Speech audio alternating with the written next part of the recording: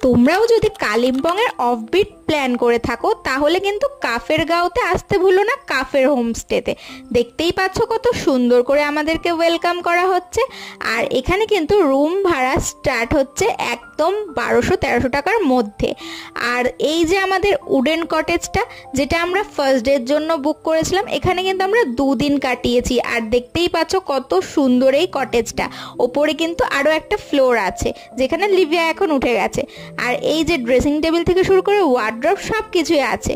আর বাথরুমটা তো এত বড়, এত সুন্দর, এত জায়গা, কি আর বলবো। এই যে ওপরের জায়গাটাও দেখিয়ে দিলাম। এবার আসি সিটিং আর ডাইনিং এরিয়াটা। দেখো এটাও কিন্তু বিশাল বড় আর খুব সুন্দর করে এইভাবে কিন্তু আমাদেরকে খাবার পরিবেশন করা হয়েছে 3 বেলা। আর স্ন্যাক্স কিন্তু ঘরেই ওরা প্রোভাইড করেছে। তো আমার তো খুব ভালো লেগেছে কাফের হোমস্টে। তো তোমরাও কিন্তু ঝট করে ঘুরে এসো। টাটা।